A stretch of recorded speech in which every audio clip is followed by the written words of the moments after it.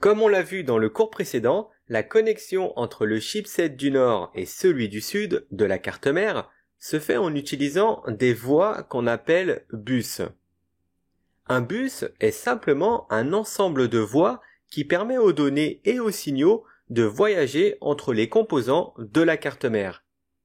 La carte mère contient plusieurs types de bus avec des vitesses de bande passante différentes. Par exemple, une vitesse de bus à 66 MHz signifie que les données transitent à 66 millions de cycles par seconde.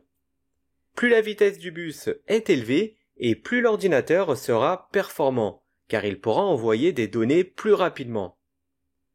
Quand on parle de la vitesse de bus d'une carte mère, cela fait en principe référence à la vitesse du bus frontal. Le bus frontal est la connexion entre le CPU et le chipset du nord. Avant de passer aux emplacements de bus, on va parler rapidement de l'hyper-threading. C'est une technologie développée par Intel qui permet d'augmenter les performances des cœurs du CPU. Les ressources du processeur sont utilisées de façon plus efficace, ce qui permet l'exécution de plusieurs fils de traitement sur chacun des cœurs. Le processeur peut donc effectuer plus de tâches dans le même laps de temps. Donc en gros, vous pouvez exécuter de nombreuses applications en même temps tout en conservant les performances de votre ordinateur lorsque vous avez un processeur hyper-threadé. En d'autres termes, votre ordinateur ne ralentira pas. Revenons maintenant à nos emplacements de bus. Toutes les cartes mères sont équipées d'emplacements de bus d'entrée et de sortie. Ceux-ci sont généralement situés en bas à l'arrière de la carte mère. On les appelle aussi des slots d'extension car ces emplacements sont utilisés pour étendre les capacités de l'ordinateur. Par exemple, si la carte mère n'a pas de carte son intégrée, eh bien vous pouvez ajouter une carte son en l'insérant dans l'un de ces emplacements PCI, ce qui donne à votre ordinateur la possibilité de produire du son. Prenons un autre exemple. Imaginez que votre carte mère n'a pas assez de ports USB.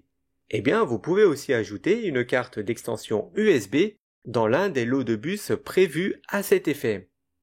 Aujourd'hui, les types de bus les plus communs sont les ports PCI.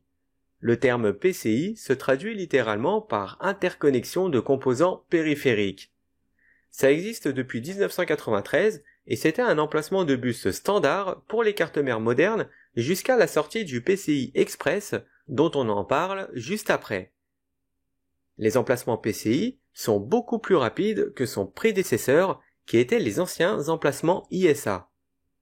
Les ports PCI ont un chemin de données en 32 ou 64 bits et procurent des vitesses allant de 133 à 533 mégaoctets par seconde. Et leur largeur est d'environ la moitié qu'un port ISA. Passons maintenant au port PCI Express, qui est la dernière version des emplacements de bus. Il est bien sûr plus rapide que son prédécesseur, avec des vitesses allant jusqu'à 4 gigaoctets par seconde. Contrairement au PCI standard, qui transfère les données en parallèle, le PCI Express, lui, transfère les données en série, ce qui est beaucoup plus rapide qu'en parallèle, car les données en série sont transférées en paquets. Le PCI Express a donc été conçu pour succéder à tous les autres emplacements de bus PCI et même à l'ancien port AGP. Par contre, le PCI Express n'est pas compatible avec le PCI standard car l'architecture est complètement différente. Il existe 4 tailles d'emplacement différentes dans le PCI Express. Il y a le PCI Express x1 qui contient une seule voie pour les données. On a le PCI Express x4 qui comprend 4 voies, 2 fils sont pour l'envoi et les 2 autres pour la réception.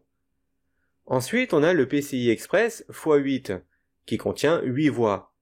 Et le plus rapide est le PCI Express en x16 avec 16 voies. C'est d'ailleurs lui qui a succédé au port AGP pour la carte vidéo. On va maintenant passer au port PCI X où le X signifie qu'il est étendu. L'emplacement PCI X est essentiellement une extension de l'ancien port PCI et il est presque 2 fois plus long. Le PCI X circule sur un bus de 64 bits et il est même compatible avec le port PCI standard. Il a été principalement conçu pour fonctionner avec des serveurs et des ordinateurs à haut débit. Avant de terminer le cours, on va parler du mini-port PCI qui est utilisé principalement sur les ordinateurs portables. Il est beaucoup plus petit qu'un PCI standard. Le mini PCI est en 32 bits et circule dans un bus de 33 MHz.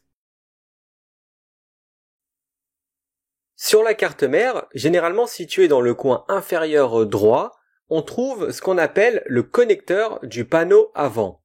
C'est là que vous branchez les fils qui se connectent sur le panneau avant du boîtier d'ordinateur.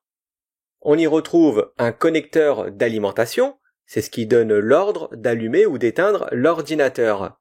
Il y a le connecteur du voyant d'alimentation, qui indique quand l'ordinateur est allumé ou éteint, ou voire même en mode veille.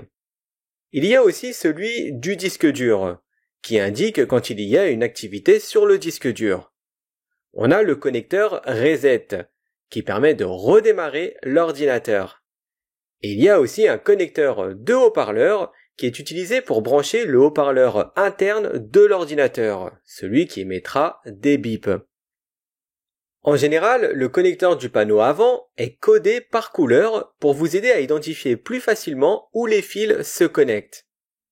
Ce type de connecteur permet d'avoir un accès facile de ces fonctions directement sur le boîtier de l'ordinateur, ce qui évite de trifouiller le PC pour, par exemple, l'éteindre. On y trouve certains ports USB, des ports audio, un pour les écouteurs ou les haut-parleurs et un autre pour un microphone. On a le bouton d'alimentation qui est utilisé pour allumer ou éteindre l'ordinateur. Il y a un bouton réinitialisation qui est utilisé pour effectuer un redémarrage matériel. Et il y a aussi le voyant d'activité du disque dur. Lorsque cette lumière clignote, cela signifie qu'il y a de l'activité dans l'ordinateur. En d'autres termes, le disque dur est en train d'être utilisé.